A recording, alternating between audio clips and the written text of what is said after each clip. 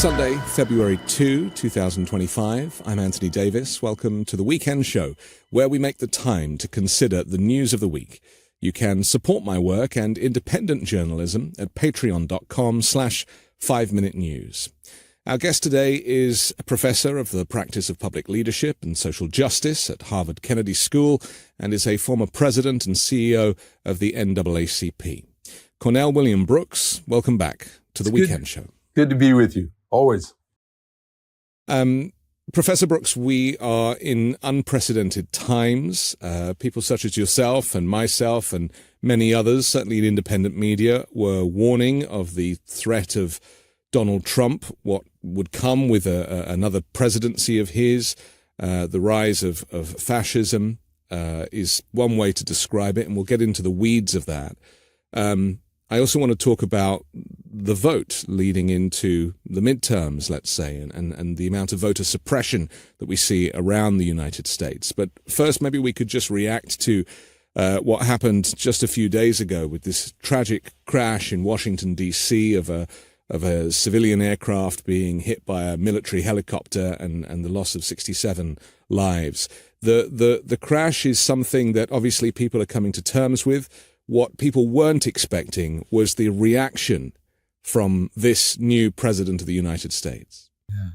So, like a great many Americans, I am absolutely heartbroken over the loss of 67 people in the waters of the Potomac. I have taken flights into Washington on that same route over the course of the last 25 years. Anyone visiting the nation's capital knows the route of coming down the Potomac, flying into the nation's capital, and literally seeing the city spread out before you.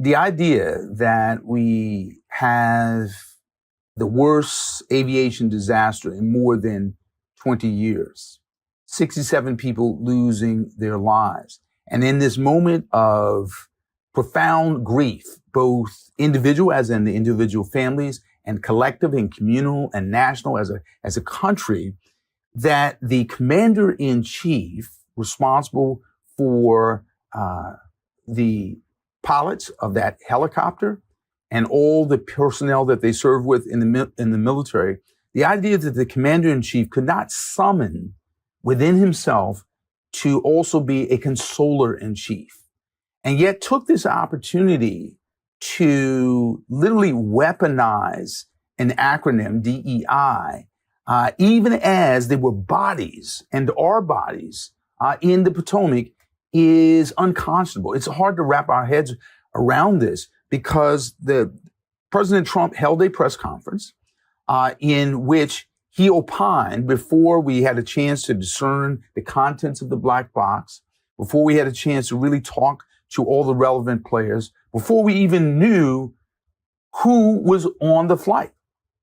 He took that occasion to blame DEI, blame diversity, instead of consoling the country, encouraging calm, encouraging patience, because as we know, these kinds of disasters take months, sometimes even years, to discern what happened and why. And so we find out today, I should say over the course of the last couple of days, actually, we're beginning to find out that this airplane disaster was really likely the result of long-standing challenges, meaning understaffing at DCA as a national airport, having a airline controller responsible for both flights going in and flights going out, being understaffed, a pilot who seems to be off course, and just a number of challenges related to aviation in this country. And so we don't know everything. We need to know more, but we know this, that our president failed us. What we also know is that it has nothing to do with diversity, equity, inclusion, and accessibility. That's right. And so maybe we can talk to that for a moment, because we also know that Trump fired or forced to resign the head of the FAA, fired the head of these various organizations and safety bodies that are associated with keeping us safe in the skies. That's right. And so has since kind of done some rushed executive order to try and protect himself from criticism. I mean, it's all so obvious. That's right. But the DEI thing is so frustrating because it's almost as if he thinks people are so stupid as to think that people who are not up to the standard of being an air traffic controller are going to be given the job just because of diversity, equity, and inclusion. He might be that stupid, but the rest of us aren't. That's right. And I guess the thing that's particularly disturbing is, in this moment of crisis, in this moment of grief, the president reaches for not the victims' families, but a racial dog whistle, right? So DEI, diversity, equity, and inclusion, to be clear about this, is often the means by which government and the private sector increases competition, heightens meritocracy. So in other words, when you have more women, more people of color, more veterans, more seniors apply for jobs, more young people, because diversity, equity, and inclusion applies to a great many groups, not just those who may be described as disadvantaged in terms of race or ethnicity. The fact that he uses DEI as literally as a kind of racial obscenity and a dog whistle in this moment of grief is quite telling with respect to his character. In fact, Anthony, I've taken to calling what the president does with respect to DEI, REI, meaning racial and ethnic incitement.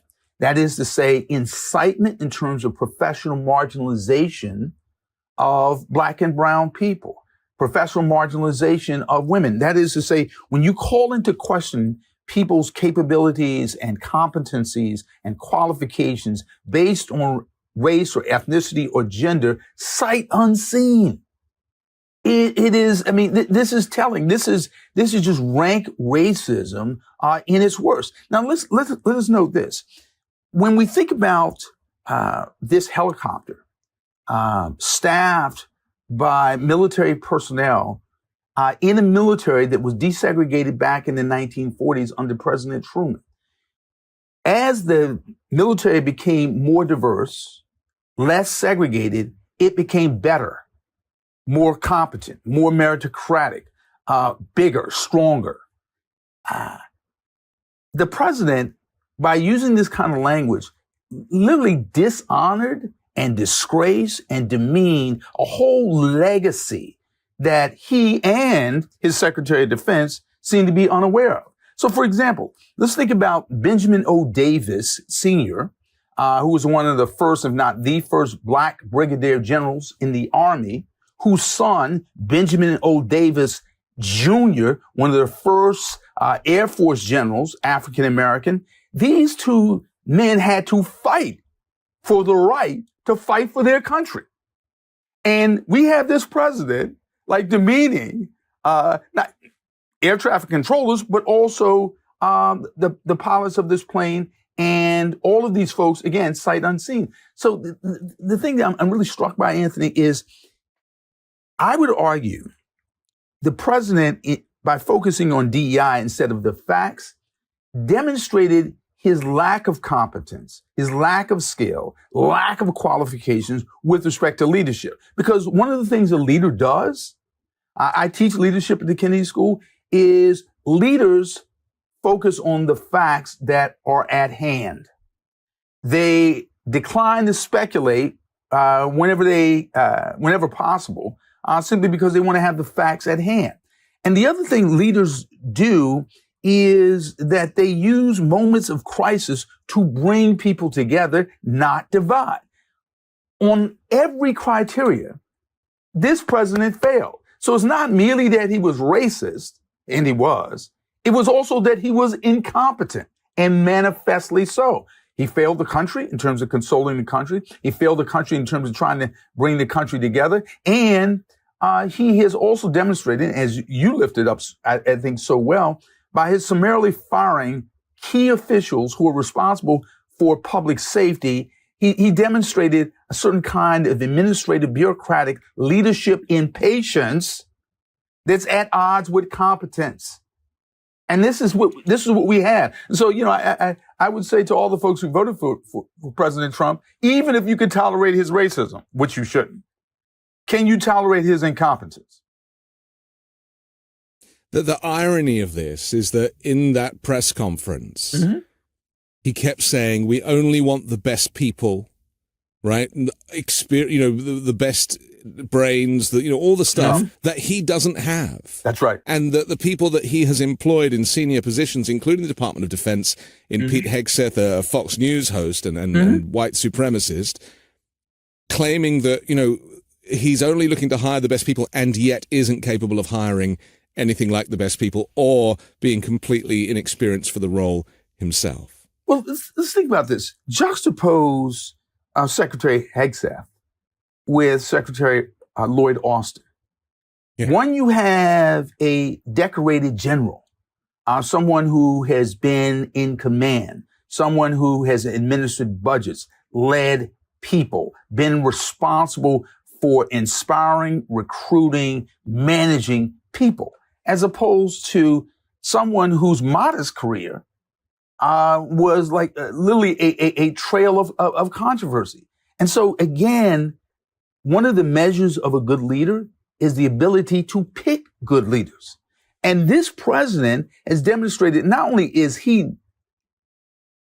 minimally qualified himself in terms of not having much of a life of public service prior to running for president, but in terms of the people he has chosen.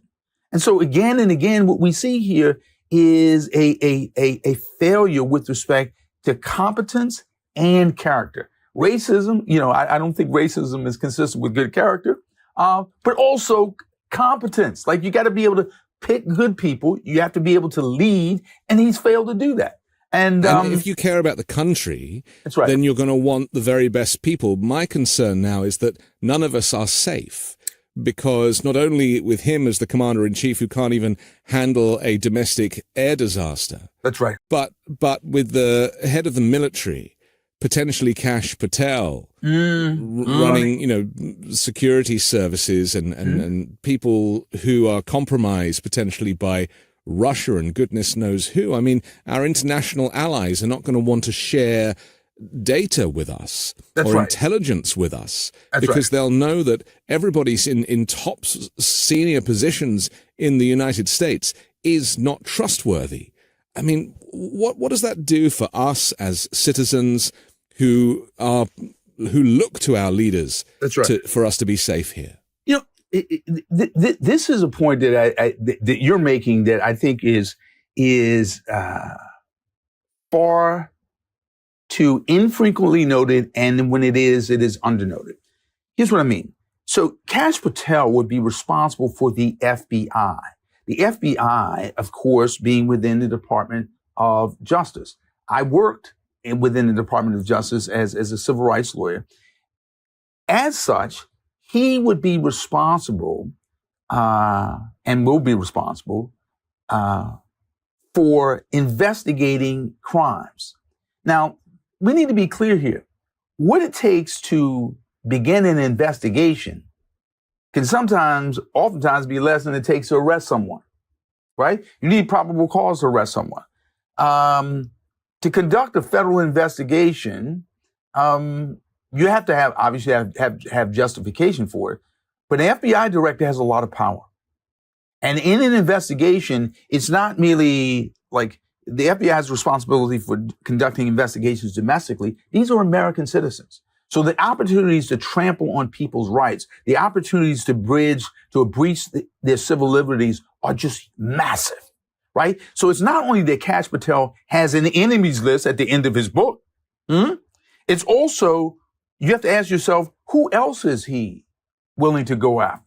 How might he misuse his powers? I mean, the FBI can surveil. The FBI can engage in wiretapping. The FBI can barge into your house in the middle of the night and take you into custody. This is a tremendous amount of power, right? So in other words, when the lawyers in the Justice Department do their work, they often rely on the investigations of the FBI. So there are two things. You have to worry about the FBI doing things it shouldn't do, and you have to also worry about the FBI not doing well the things it should do.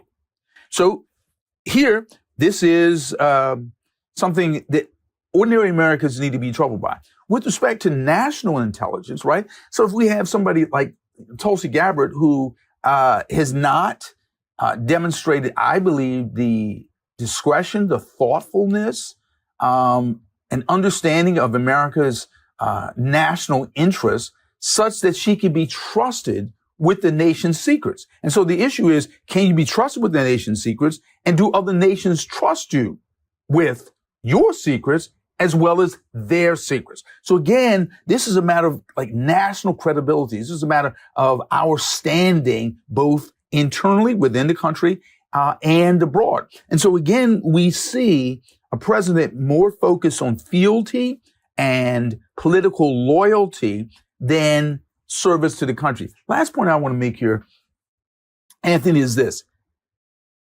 When you assume these positions, you take an oath to uphold the Constitution, right? There's nothing in the oath that says that you should be loyal to a president. Right? Every lawyer at the Department of Justice, everybody in public service takes this oath. The president fundamentally does not understand his own oath or the oath that federal workers, certainly people in the Justice Department, certainly people in the FBI, certainly people in the CIA take, that the loyalty is not to you personally. It is to the country constitutionally. And this is what, this is where we are. But those days are clearly over. I mean, one thing I recognized from that appalling press conference was when anybody came forward to speak, the first thing they did was thank Donald Trump for his leadership. There was a level of loyalty there, which you see in North Korea. Right. It's just not normal in America. And so with Pam Bondi running the Department of Justice, that's right, a former Trump lawyer and election denier, these people are basically working for Trump. And I've come to the conclusion that Trump thinks that he is America. When he talks about America, he means himself. It's almost as if we are living in an autobiographical America in which the president sees the nation's story as his story, his personal story. So he is best positioned to think about what's in the best interest of the country. And this is evidenced by the use of the word I versus we.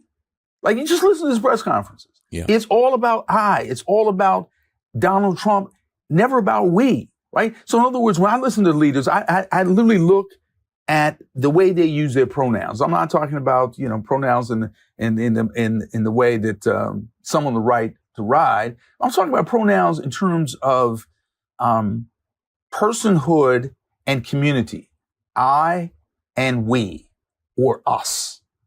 And this is a metaphor for the ways in which this president has a cabinet that's all about him, not about us.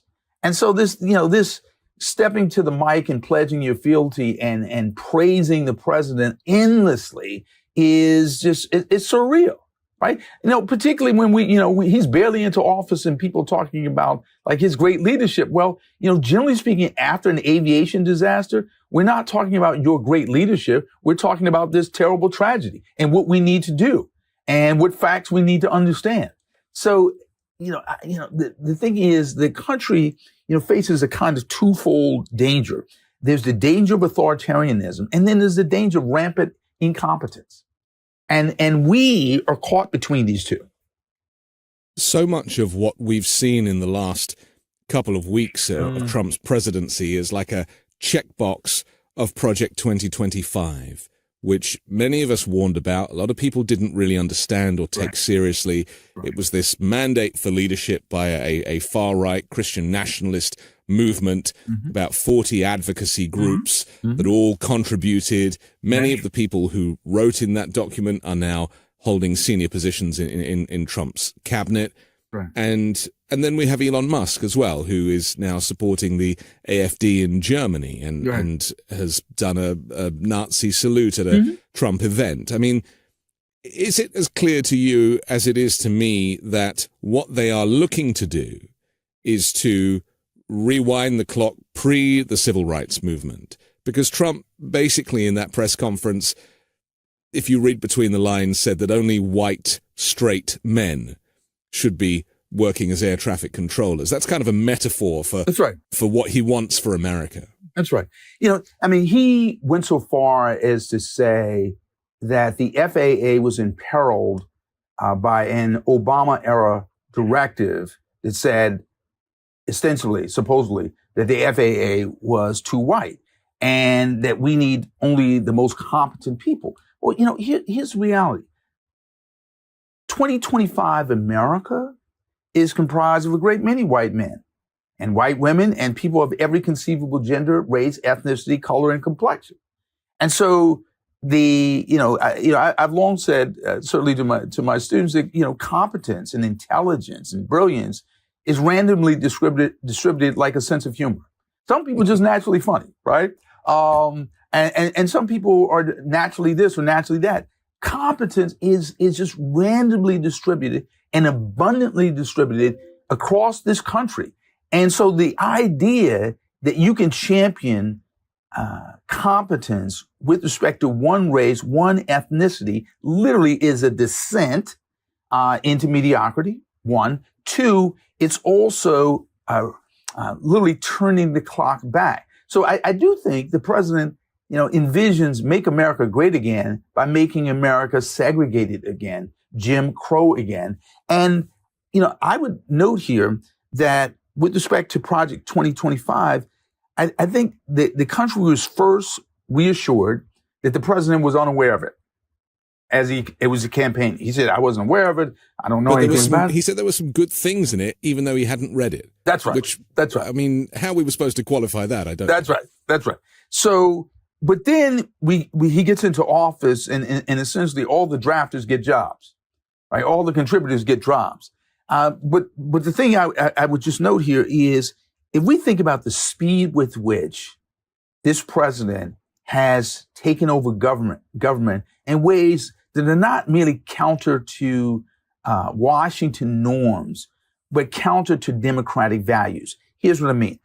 Who would have imagined people who are employed to literally safeguard Americans' rights, safeguard Americans' drugs, food, parks, services all over the country, who have civil service protection, that they would literally be told, resign en masse, right? So these aren't targeted buyouts. These aren't thoughtful buyouts. This is like literally an encouragement to essentially shrink the size of government on, let's just say, at the point of disrespect, condescension. We have Elon Musk literally reposting and tweeting to federal employees, simply send a message to your supervisor, resign, in the subject line. And so we have this going on. We have this notion that the government can be taken over. The government can be taken over, that we can close DEI offices en masse, that we can literally reshape American democracy without America's permission, right? So hence the multiplicity of executive orders that do not comport with the Constitution, democratic norms, or even the law. Like, for example, who ever heard of like amendment by Sharpie, right? In other words, how do you tweak the 14th Amendment by executive order? Are you serious? Like, this is where we are. But I guess the thing I'm sharing with you, Anthony, is that we are in a place right now where it would be comical were it not so dangerous. Right? But are we not trying to intellectualize insanity? Because I think that I did a whole bunch of programs about Trump's mental illness and his narcissistic personality disorder. and how unwell he is. And I think, and whilst there was some coverage of that, the media doesn't really want to talk about it. All of the experts, the psychiatrists that I spoke to have been analyzing him for decades. They all are in agreement as to his psychopathy, and they claim that he was a threat to democracy. And so here he is, crowned as he wants to be king, and we are trying to intellectualize, why is he behaving like this? Why is he doing this? The guy is, the clinical term is nuts, but he is also a malignant narcissist. And a lot of his behavior can be understood if you understand the illness, the disease of narcissism. Mm-hmm. Well, I think our challenge as a country is that we don't have a problem declaring a person who is engaged in mass violence mentally ill, because we disfavor and we condemn that kind of behavior in mass. What we're grappling with here is a narcissist who engages in dangerous behavior that is popularly supported. And so there are a great many people that don't want to say that the president is mentally ill, because if we say the president is mentally ill and dangerously ill, but the fact that he enjoys a thin majority of America's support would say something about the country that we're uncomfortable saying about ourselves. And that is why there's an aversion to saying this is crazy. It's kooky, right? And I think there's one part of it. But it is also that to say the president suffers from some kind of mental illness and narcissism, in some quarters, feels like we're not fully holding him responsible for his malevolence. So there may be mental illness, but it's commingled with a certain kind of calculated malevolence that a great many of us would like to find a way to say, this is wrong, it's not merely ill. You can't hold him accountable if he claims to be criminally insane, for example. Right. Yeah. And I think many people in the country find it difficult to hold those two thoughts in their heads at the same time, particularly if someone who has garnered the votes of many millions of people. His mandate is not quite what he claimed. That's true. And That's as true. the numbers and the votes were continued to be counted, there was only a 1.5 percentage point between them. That's right. And, with that, Trump obviously ignores that point. The mandate is something that he talks about all the time, and therefore thinks that it's okay to fire all the inspector generals in one fell swoop, to take away all of the accountability, to behave in a way that is contrary to all of our democratic norms, and then throw it back at the voters and be like, well, you voted for this. I mean, they voted for cheaper egg prices and grocery prices, didn't they? And what they ended up with was this kind of horrific version of America that even some of the most extreme Trump supporters are probably regretting. Yeah, it just strikes me that this so-called mandate that you so well pointed out is not as large, as massive, or as widespread as is commonly assumed. And in fact, if we look at the data, this is a mandate by way of disinformation and no information. And what I mean by that is among so-called low information voters, people who consume less media, President Trump ran up the numbers there, but also in those zip codes that are less well served by the media, right? No information zip codes. And so is it a mandate that the folks who consume information less and who live in places with less information supported you at the highest rates, right? That's not a knock against anyone's intelligence. It's not a knock against any voter's consumption of media or data. But what it does say is there's an unevenness in the country. and that he did not have this mandate from every corner of the country. And this goes beyond geography, and it goes beyond, race or ethnicity, and simply says that a thin majority of people supported this president based on what they were going through, what they were experiencing. And I think it is fair to say that the president took advantage of both anger and disappointment. Namely, among a great many voters, there was disappointment in the Democratic Party, right? And there was also anger with respect to how things were going on in the country. And the president took advantage of that. In addition to that, we also have, and it can't be denied, a very serious disinformation campaign, right? A disinformation campaign stoked domestically and abroad to literally weaponize whole groups of Americans and turn Americans against one another, point one. And then point two, this whole idea that this disinformation campaign was also a disinformation campaign that precipitated a kind of resignation, right? It's a disinformation campaign that essentially said both parties are equally bad, therefore you Democrats need not vote. Or both parties are equally bad, therefore you might as well vote Republican. That was definitely the message for black men, okay? Right. And so should the president be bragging about the fact that he has this massive mandate based on no information and disinformation? I don't think so. What is it about black men finding Trump and this notion of somebody who's like a business guy and friends with Elon Musk and Jeff Bezos and who's operating at these levels that they would kind of think that was attractive? Because I can't qualify this personally.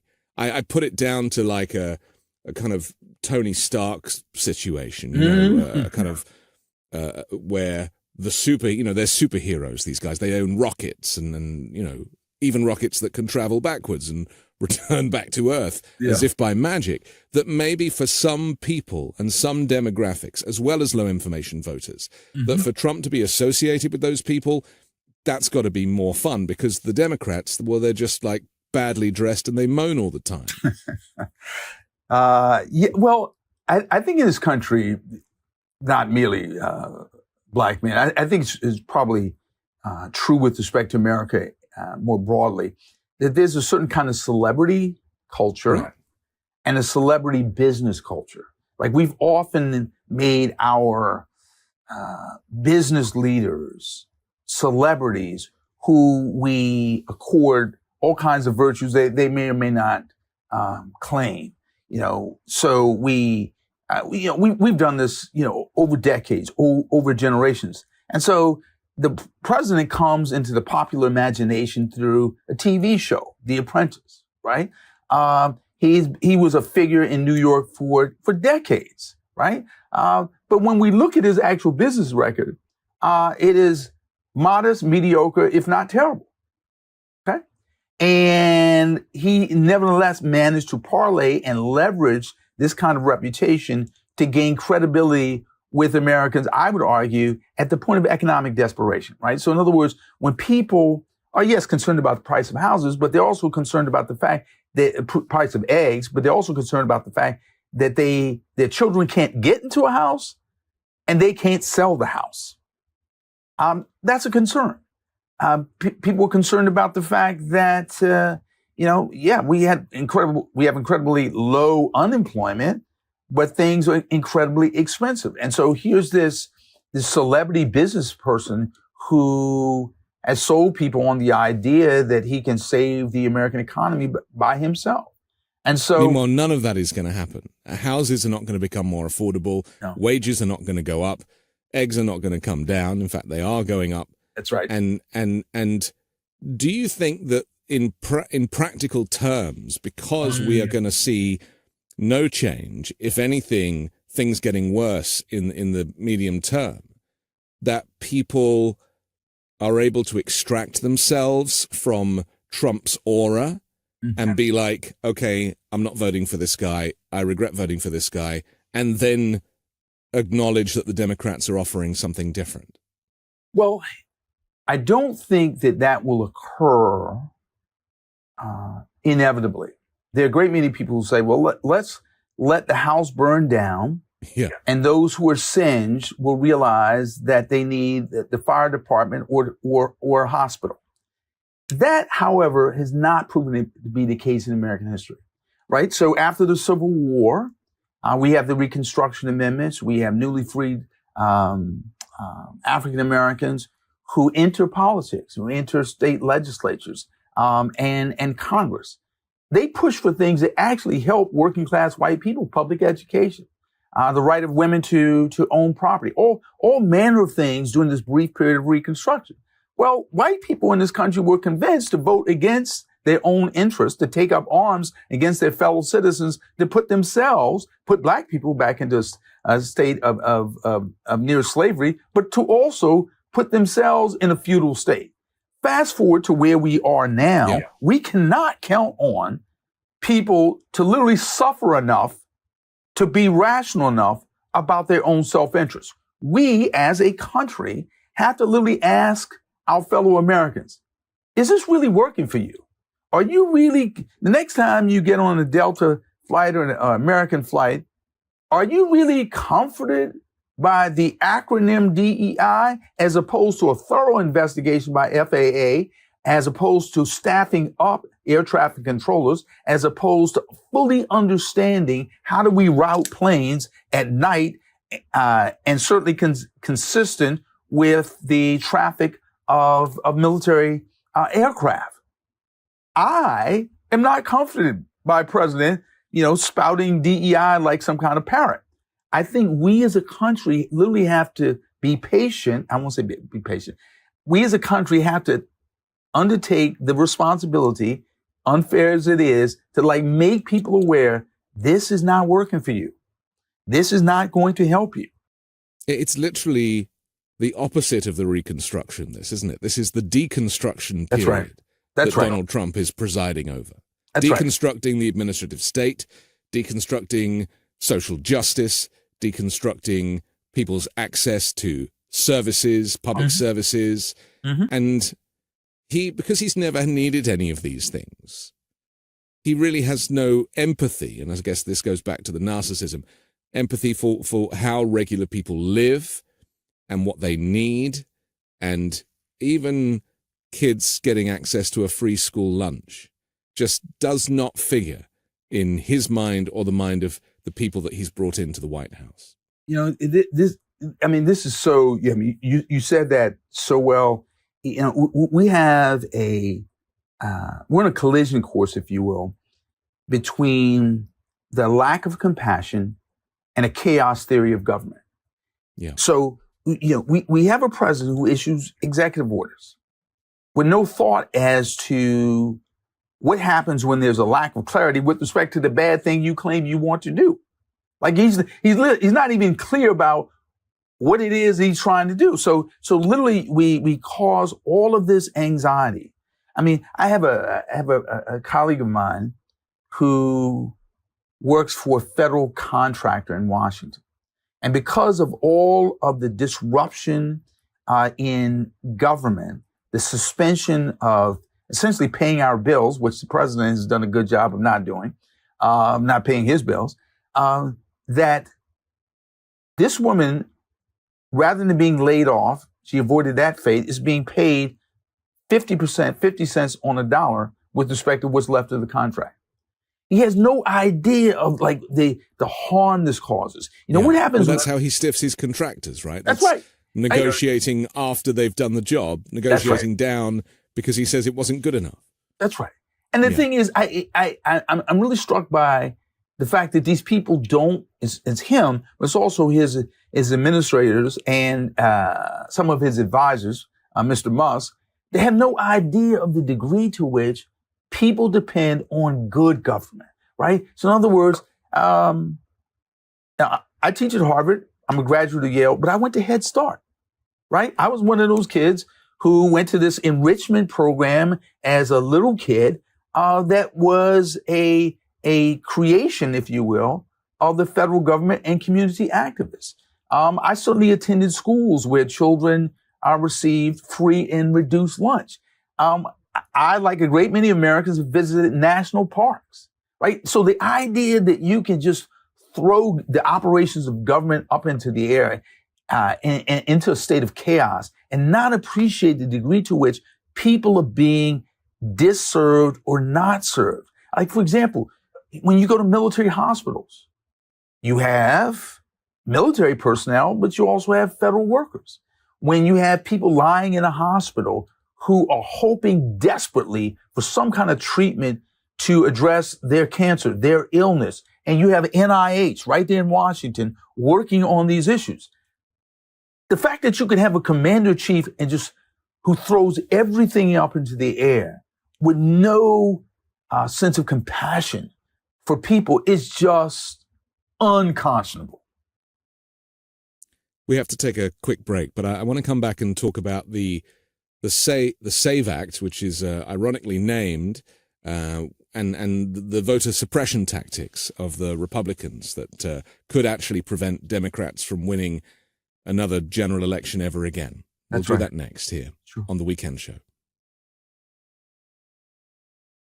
Did you know that when your metabolism is working properly, you will feel the benefits in literally every aspect of your life? I have found a valuable tool that gives me insights to create a healthy metabolism for my body. It's called Lumen. It's the world's first handheld metabolic coach, a device that measures your metabolism through your breath. And on the app, it lets you know if you're burning fat or carbs. It gives you tailored guidance to improve your nutrition, workouts, sleep, and even stress management. All you have to do is breathe into your Lumen first thing in the morning, and you'll know what's going on with your metabolism, whether you're burning mostly fats or carbs. Then Lumen gives you a personalized nutrition plan for that day based on your measurements. You can also breathe into it before and after workouts and meals, so you know exactly what's going on in your body in real time. And Lumen will give you tips to keep you on top of your health game. Your metabolism is your body's engine. It's how your body turns the food you eat into the fuel that keeps you going. And because your metabolism is at the center of everything that your body does, optimal metabolic health translates to a bunch of benefits, including easier weight management, improved energy levels, better fitness results, and better sleep. Take the next step to improving your health. Go to lumen.me/weekend to get 20% off your Lumen. That's lumen.me/weekend for 20% off your purchase. Thank you, Lumen, for sponsoring this episode. So, it's a new year, 2025, and you're thinking, how am I going to make this year different? Am I going to build something for myself? I'm dying to be my own boss, or see if I can turn this business idea I've been kicking around into a reality. But I just don't know how to make it happen. Shopify is how you're going to make it happen, and let me tell you how. The best time to start your new business is right now, and Shopify makes it simple to create your brand, open for business, and get your first sale. Get your store up and running easily with thousands of customizable templates, no coding or design skills required. All you need to do is drag and drop. Their powerful social media tools let you connect all of your channels and create shoppable posts to help you sell everywhere that people scroll. Shopify makes it easy to manage your growing business. They help with the details like shipping, taxes, and payments from one single dashboard, allowing you to focus on the important stuff like growing your business. With Shopify, your first sale is closer than you think. Established in 2025 has a nice ring to it, doesn't it? Sign up for your $1 per month trial period at shopify.com/weekend, all lowercase. Go to shopify.com/weekend to start selling with Shopify today. That's shopify.com/weekend. We're back on The Weekend Show with Professor Cornell William Brooks. I'm Anthony Davis. The SAVE Act would require all citizens to produce a document like a passport or birth certificate each time they register to vote, even when they re-register if they move. This new and unprecedented national requirement has the potential to block millions of eligible Americans from casting ballots. It's due to be heard in the House next week, and if successful, it could actually prevent Democrats from ever being successful at the ballot box again. Professor Brooks, maybe we can just talk to this, because you may have heard Donald Trump, when he eventually came to California to look at the fires, leverage assistance on California taking up voter ID, which is, again, part of this SAVE Act, and would disenfranchise people from voting, but also prevent people from voting because they don't necessarily have the documentation. It doesn't mean they are illegal. It means that they simply don't have access to the documentation. To get a passport for a family is like $600 or $700. I mean, it's expensive. Can we just talk to this? Because when I heard Trump say that, you'll get the aid if you bring voter ID, it kind of all came clear to me that he knows that he could actually win California if he brought in voter ID. And to me, that was a kind of slip of the tongue from him that exposed the fact that voter suppression was integral to his success in the November election. Right. That's right. We are at a perilous state in our democracy because it seems to me, the first time, certainly at the presidential level, we have voter suppression as the price for disaster relief aid. Now let's think about that. When you have people who are returning to communities where their homes have been destroyed, their children's toys have been burned up, they have nothing. And we have a president who dangles in front of the governor a concession with respect to voter suppression as the price for national disaster relief aid. I mean, there's a level of callousness and cruelty in that is hard to put into words. Now, I think it's important for Americans to appreciate how hard they and their forebears have fought for the right to vote to have this president imperil it. Here's what I mean. So we have in our Constitution the 15th Amendment, which extended the right to vote to Black men after the Civil War. The 15th Amendment has been interpreted as protecting the right to vote of all Americans, right? But in the wake of that, we have the amendment which accorded the right to vote, 19th Amendment, to women, 26th Amendment to young people. And so with each of these amendments, you've had blood sacrifice, not protests, demonstrations, like literally martyrs, right? We had a member of the NAACP by the name of Albert Williams back in 1940 who was killed by organizing people for the right to vote. So fast forward to where we are today. In the House of Representatives, ostensibly ready to drop and get behind the SAVE Act, in that House of Representatives was a man by the name of John Lewis, who was nearly killed fighting for the right to vote. Now, the legislation named after him, which would truly protect the country from voter suppression, the House of Representatives has made no movement on that.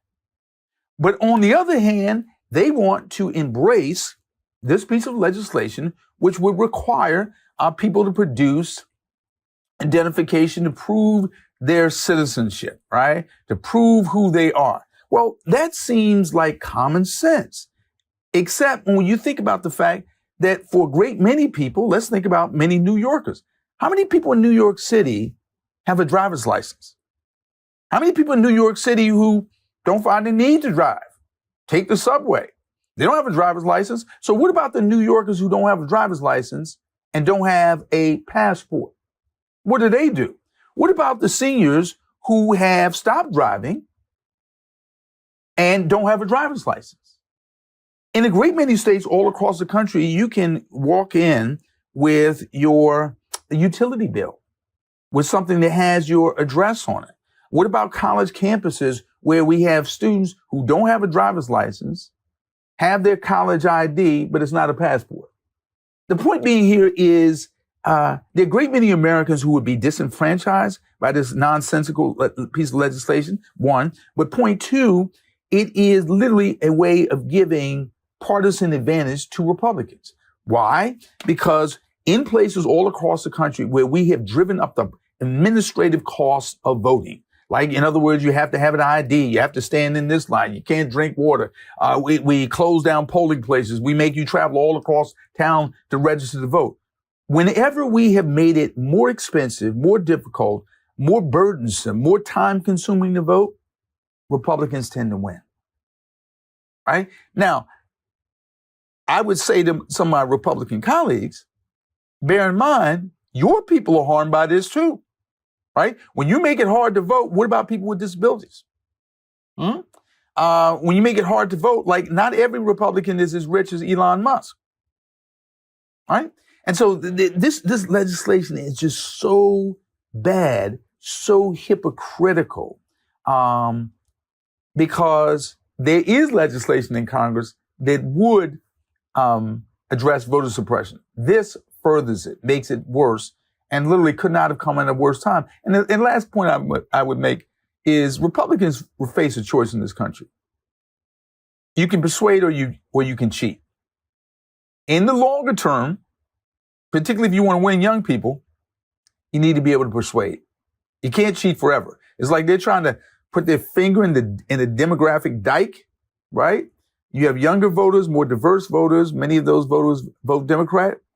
Persuade them. Make an argument as opposed to cheating, because that's all this is. It's been very difficult for people to see this voter suppression happen because it's been quite stealthy. And whereas Trump's last scheme to steal the election was done with, getting Mike Pence to, certify a false slate of electors, that was all down to one man. This scheme can take place over years. And Brian Kemp in Georgia, the governor there, has brought about more voter suppression laws than in any other state. And when you add it up, the number of potential voters who have been purged from voter lists around the country is into the millions, to the point that, again, this is how Donald Trump is able to secure the presidency in a stealth-like fashion with his scattergun approach.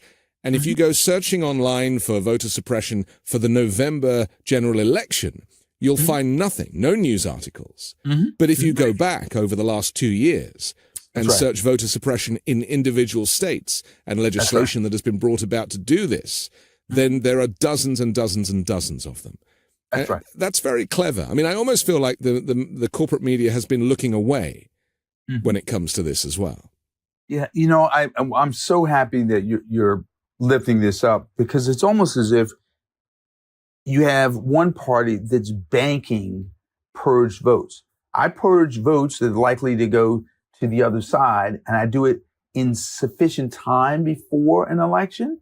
So by the time the election comes around and there's always litigation, almost always litigation, the news has died down. Yeah, it's a bait and switch. That's right. You're not tainted with the accusation of being a cheater. Now, you're 110% right. I mean, in terms of the myriad and the multiplicity of ways in which people, these folks engage in voter suppression, there's voter purging. There's also disqualifying people as a consequence of collateral sanctions, meaning if you have a criminal record in places like Florida, you're barred forever from voting. And even when you successfully petition to have your right to vote restored, you have to pay all these fines and fees. In Georgia, you had this practice of, let's say you have Anthony Davis, who is a well-respected journalist, right? But there's another Anthony Davis in your state who is a felon. So you two share the same name. You're both disqualified from voting. You are purged from the voting rolls. And even if you successfully get your name back on the voting rolls, the next election, you got to do the same thing. Again, it's imposing an administrative tax on ordinary Americans. Like, you have a great many of our colleagues on the right who talk about bureaucracy and the price of bureaucracy. Well, what about the bureaucracy of voting? What about the administrative tax of voting? And so we have this going on such that it is literally like sand in the gears of our democracy. And this has been going on year in and year out. And I'll simply note this. Americans have no idea how much money is being spent to both sway the election, money in politics, but also to secure your right to vote serially.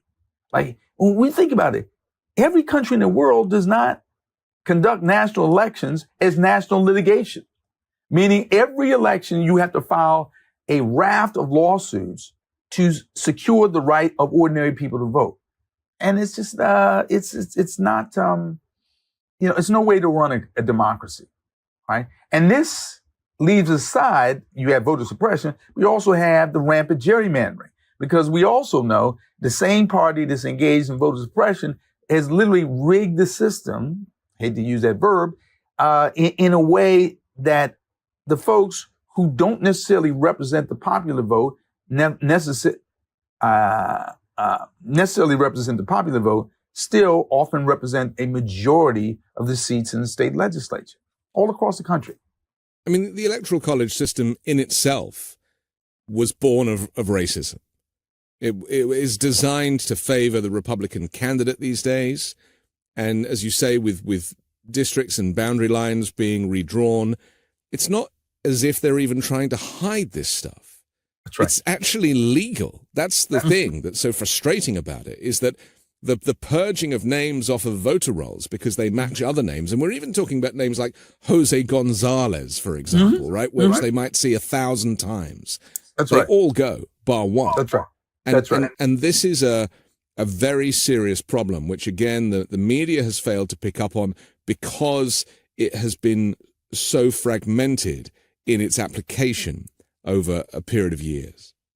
And, there's a certain kind of cynical acceptance of this, right? In the sense of the Supreme Court has long said that state legislatures in drawing up maps and states in terms of coming up with rules concerning voting can be influenced by politics as long as they don't make decisions based on race. It's legal. Yeah. Right. So if Democrats favor Democrats in drawing districts, that's legal. It's only when you disfavor one race, one ethnicity versus another, or you undermine the principle of one person, one vote, then it can be held unconstitutional. But Anthony, to your point, if most Americans thought about just how hard it is to vote, the degree to which the right to vote is litigated compared to other countries, I hate to say this, it's almost like when it comes to communication, most of us have iPhones, digital devices. We're not communicating by party line or tin can and string. When it comes to our democracy, on the other hand, we're literally using the technology of 2 centuries ago. Yeah. Right? Yeah. We're in the stone ages of our democracy, and with respect to the right to vote. And the fact of the matter is, this is presented as normal. It is not normal. It is not normal for democracies to celebrate getting over 65% of the people to vote. You go to Australia, you go to New Zealand, you go to any number of countries, 85, 90% of the people vote. Here, we have a fraction of the people, of that number of people voting with 1 million lawsuits. The problem we have now is that the Republicans control all branches of government. And so the likelihood for this SAVE Act is that it will pass. And there is a power vacuum right now in Democratic leadership. A difficult situation. Kamala Harris didn't win the presidency, so she kind of feels like, well, maybe people don't want to hear from me right now. I don't know. Hakeem Jeffries is wrestling with Chuck Schumer, who's going to do more press conferences. There isn't a great sense that someone is standing up for the alternative to what Donald Trump is offering with, blaming DEI, clear white supremacy and racism, and segregation as you describe it. So as somebody who teaches leadership, what do we need right now? What is missing? How can we provide a suitable opposition to this autocracy that has taken place in the seat of power? Yeah. I will know this. In the wake of a defeat, there's a tendency to think we need to recalibrate and we need to rebrand. Perhaps.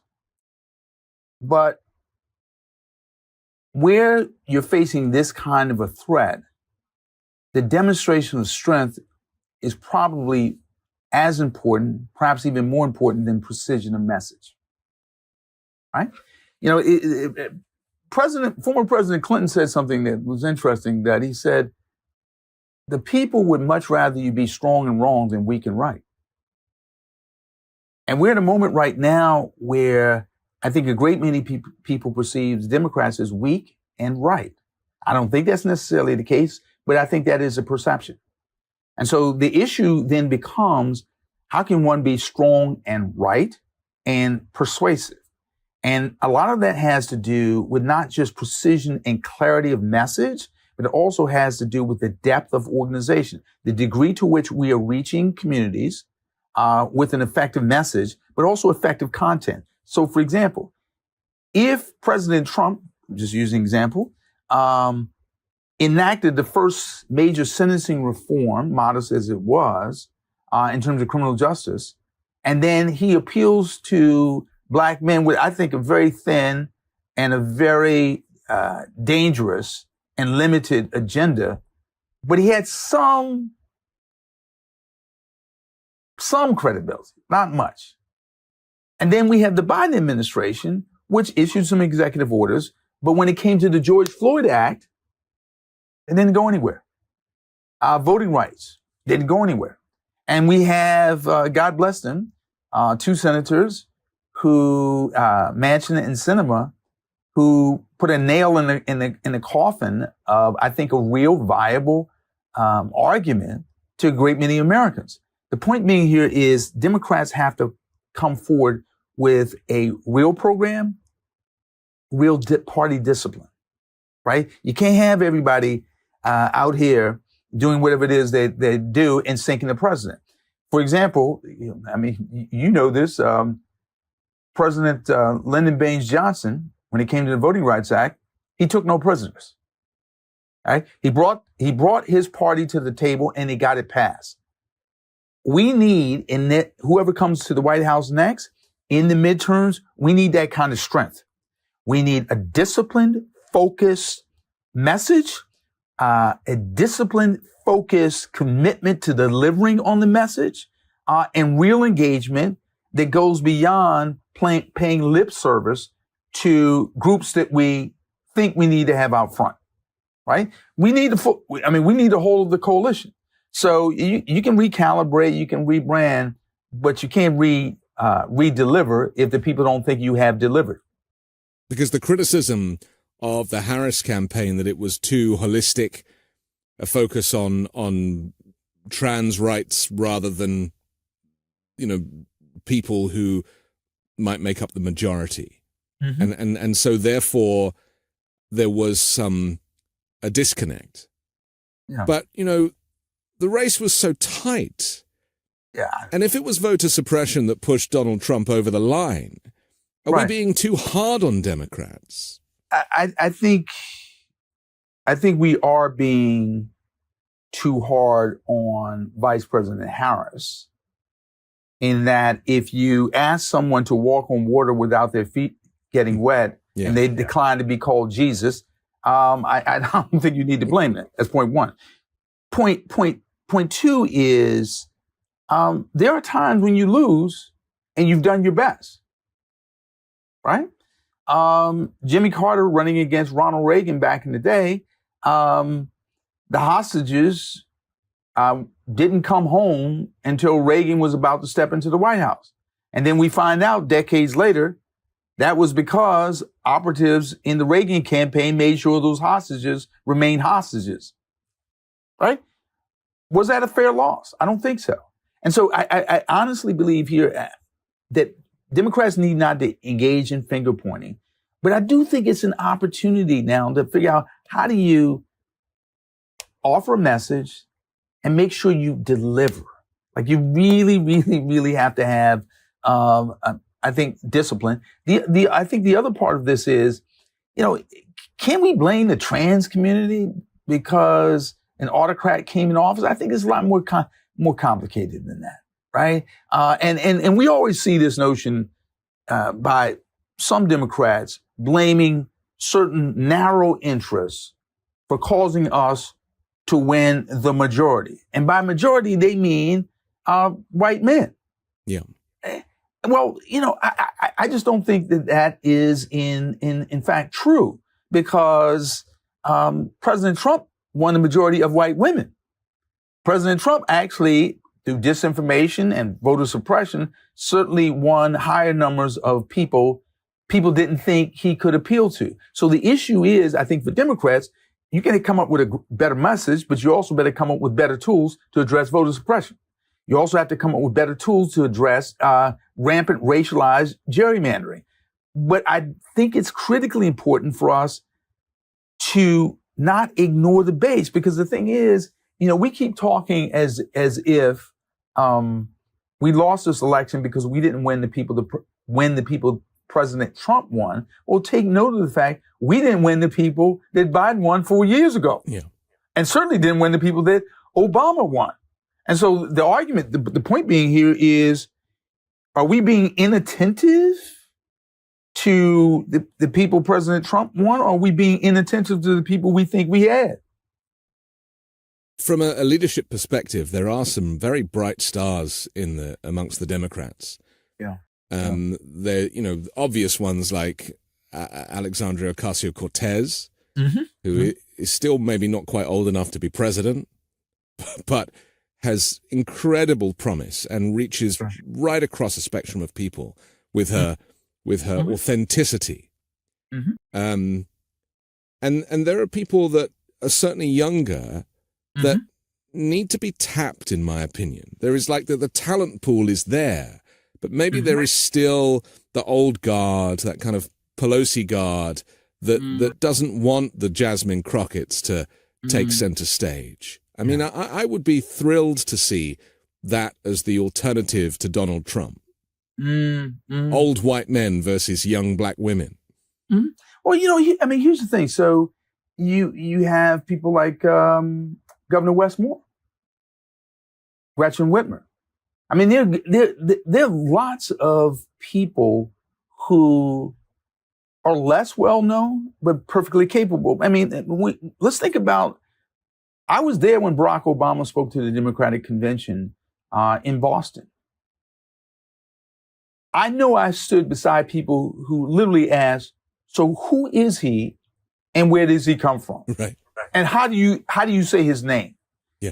And so my point being is, I agree with you. There's not a paucity of talent. I do think there's a certain poverty of support for the next generation of leadership. I think these pipelines could be more robust.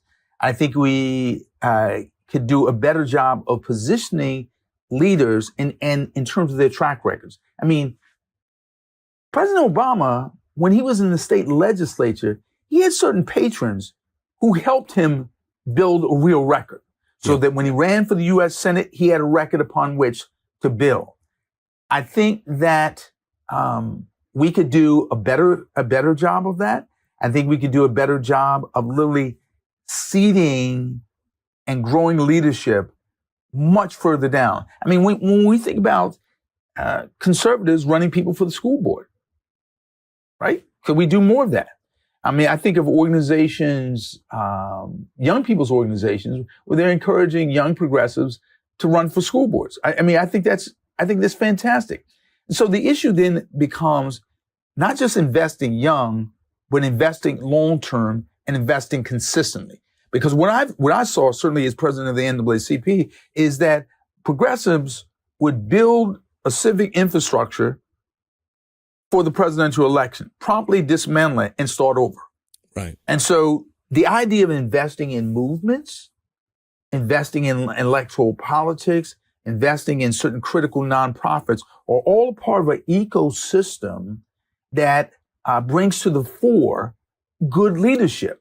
I mean, so if we think about conservatives and the Federalist Society, right? So the change on the Supreme Court was born a generation ago, right? So with the Federalist Society putting bright law students into the right law firms, right nonprofits, right government positions. It was a long game.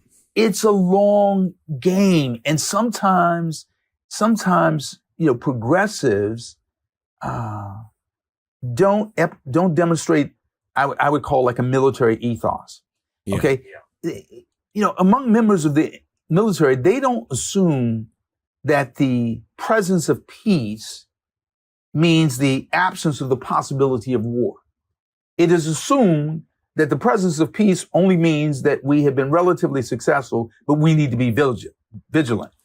Progressives, on the other hand, have a tendency to assume, what do you mean we haven't defeated poverty? What do you mean we haven't defeated racism? What do you mean we have to grapple with misogyny? We're disappointed. Haven't we spent enough money on this? Haven't we attended enough marches? Whereas some of our fellow citizens and colleagues who are more conservative understand the long game a little better. And so they fund their movements, I think, for the long term. Sometimes they have a higher tolerance for risk, right? So in other words, how is it that we for example, after George Floyd was killed, you had 26 million Americans across 550 jurisdictions take to the streets in the largest, most racially diverse protests in American history. A few years later, the people who were supporting those movements are gone. Right? We're done with that. We want to move on to something else. Well, okay. If you favor cause du jour, you may get social justice du jour. Right? In other words, we got to fund these movements in a serious and thoughtful and long-term way and understand that you can't possibly compete. You can't possibly compete treating democracy like summer fashion, right? This year we wear this color. Next year we wear another color. It doesn't work that way. And meanwhile, Trump is shutting down all social justice cases. He's releasing 1,500 criminals from the January 6th riot, some of whom were prosecuted for seditious conspiracy. Mm-hmm. And in one hand, I mean, we haven't even discussed immigration. We don't really have time for it. But the irony of claiming that the reason they want to round people up and put them on planes and send them back to Colombia is because they are dangerous criminals, and then to release 1,500 dangerous criminals into society to become part of his extended militia is an insult to the intelligence of every American. That's right. Absolutely. I mean, we're in a moment where I would hope that those who really believe in the potential and possibilities of this country fully understand that we have to support these movements. We're going to have to demonstrate courage. I hesitate to say this, that it's not just about voting the right way. We're in a place right now where for you to have this program to say the things that you're saying, there are people who take note of it, right? We're in a place where there's physical, I believe, there's physical risk, right? And so we need to be in a place of like being supportive of one another, being protective of one another, but also understanding that courage is called for, right? Because when I love the way you put it, when you release 1,500 criminals, and probably as importantly and more dangerously, you say to the country, certain criminals and criminality is favored. Right. Right. The message has been sent. If you fight on this side violently, unlawfully, unconstitutionally, not only will you be given a slap on the wrist, you will be excused, condoned, and put in a position to do the same. Pardoned. Right? This is like surreal. Like, Yeah. As a civil rights leader, I've engaged in civil disobedience. I've trespassed and spent time in the U.S. Capitol jail as a consequence of that. But here's the thing. I took the fine. I was fingerprinted. I was mugshot. I understood that. I believed in that. And I thought that was in the tradition of Martin Luther King, Henry David Thoreau, and Gandhi. I thought that was a good thing. I wasn't looking for anybody to pardon me. Here we have, and certainly I or any of my colleagues never engaged in violence. Here we have people who have engaged in violence. Yeah. Like, I'll put this with Anthony. I abhor police brutality because it's violence. And so the idea that you could perpetuate violence against a police officer in the Capitol is absolutely outrageous, right? It is outrageous in that you can have law enforcement mute and silent with respect to this. Like, in other words, why isn't the Fraternal Order of Police calling this out? Like, how do we give a get out of jail free card for people who bear spray police officers? That is completely wrong. Like, there's no justification for that. The fact that we had police officers who experienced real mental health trauma And suicide. And suicide. Yeah. And that's okay, right? That's completely wrong, right? But this White House has sent that signal, right? It's a signal that suggests that the United States is now lawless. When Donald Trump considers himself to be the chief law enforcement officer and is issuing pardons in a way that is so detrimental to the safety and security of the nation as a whole, because he is a criminal too, because he is somebody who has seen multiple indictments, because he's somebody who has enjoyed a broad immunity from the Supreme Court and managed to swerve the legal system. And it seems to me that the only way to get justice, criminal justice, social justice, is to be able to afford good lawyers, because the legal system, or certainly in the private legal system, is really the last place you can go to get justice in this country. It is, but the legal system reflects money and power too, right? I think right now there are four institutions that I think are critical. Certainly, the bar, the lawyers, the civil rights and social justice organizations are key. Journalists, right? Let me put it this way. Anybody today willing to tell the truth about what's going on is doing, whether you can be agnostic, atheist, Baptist, or Methodist, Catholic, or Jew. From my vantage point, you're doing God's work, right? Anybody willing to tell the truth about what's going on and in an authentic way communicate with real people, this is critical, right? Because there's just so much industrial lying going on, systemic lying going on, and disinformation. It's just incredible. Thirdly, our academic institutions, right? Our colleges and universities, for all of the reputational assault. These are the places where we encourage free thinking. We encourage thinking about democracy and human rights and the moral formation of young people. This is what we do here, right? And the last place is our houses of faith, right? Because here's the thing. When Bishop Bundy called out the president in the National Cathedral, yeah, right? He can blow a gasket. He can call his attorney general. He can threaten her. But here's the thing. As a fourth generation ordained minister, we take vows. Like when I was ordained a minister, I had 7 what we call elders in my church. As they put it, they impress the severity of the office, the seriousness of the office by placing their hands on your head. That means like 7 ministers laying their hands on your head as though they're trying to break your neck. Here's the point. When you come up within these traditions, whether you're Jewish or Christian or Muslim, your loyalty is not to a president.